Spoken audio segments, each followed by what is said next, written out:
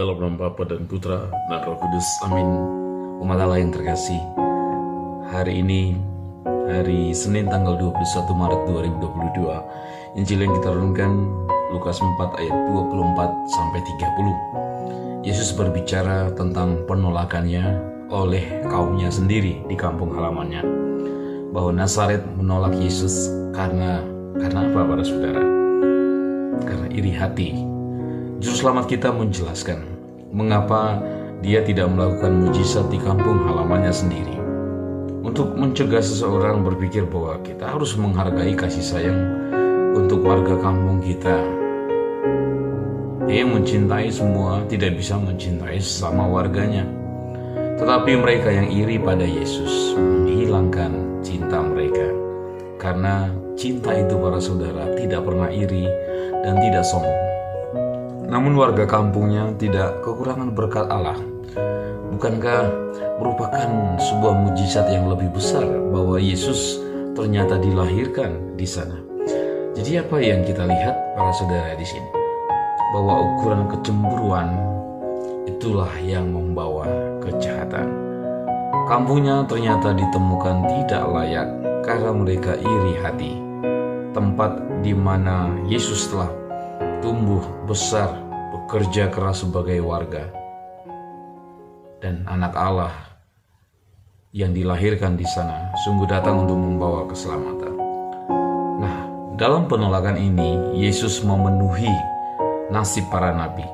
Oleh karena itu Yesus menegur mereka karena mereka bertanya, bukankah ia ini anak Yusuf? Menjaga tujuan pengajarannya, Yesus berkata, "Aku berkata kepadamu, sesungguhnya tidak ada nabi yang dihargai di tempat asalnya."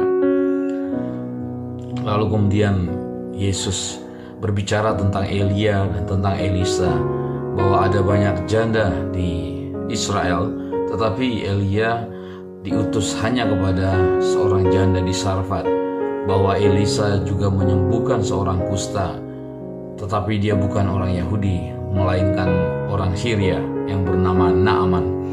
Dengan ini Yesus merujuk pada orang-orang kafir, pada perkumpulan orang-orang kafir yang akan menyambut Yesus, yang menerima dia. Orang-orang seperti inilah kemudian nanti lalu disembuhkan dari penyakit kusta mereka. Nah, para saudara, rupanya warga sekampung Yesus menjadi marah dan mereka berupaya untuk membunuh Yesus. Jadi mereka mengusir dia dari kota mereka. Mereka ingin membunuh dia. Jadi justru orang Israel menegaskan apa yang tadi sebelumnya dikatakan oleh Yesus, bahwa tidak ada nabi yang diterima. Seorang nabi ditolak di tempat asalnya. Nah, dia membiarkan ini terjadi, bahwa dia diusir dari kampung halamannya karena kecemburuan mereka, karena iri hati mereka. Dan bahkan para saudara, mereka telah mengarah pada sebuah tindakan kekerasan. Jadi kekerasan mereka pun tidak lagi masuk akal, tidak rasional, dan kecemburuan mereka tidak lagi terkendali. Para saudara, kalau orang yang begitu cemburu akan seseorang, dia pasti akan berupaya untuk melakukan apapun, bahkan merancangkan kejahatan dan melakukannya. Dan ini yang terjadi pada orang-orang sekampung Yesus.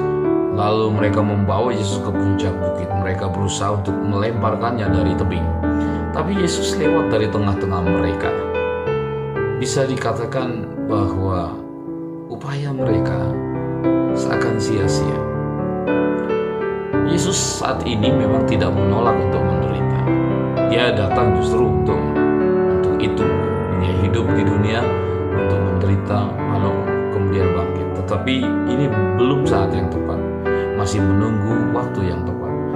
Sekarang di awal pengajaran Yesus akan menjadi waktu yang salah untuk menderita sebelum dia mewartakan firman kebenaran.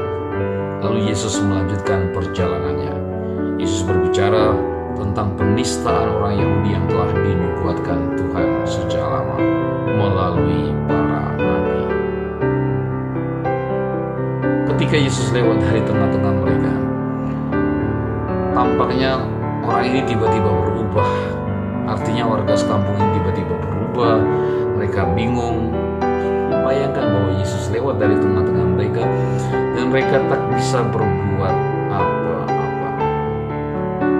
Orang yang cemburu, orang yang iri hati, mereka tidak akan mampu mencapai apa yang mereka inginkan karena mereka selalu melihat kelebihan orang lain, tetapi mereka tidak mampu untuk melihat mutiara dalam diri mereka. Dan sebaliknya, dengan cemburu kita tidak mampu melihat kebaikan pada diri orang lain, lalu bahkan kita menjadi sedih dengan kelebihan orang lain.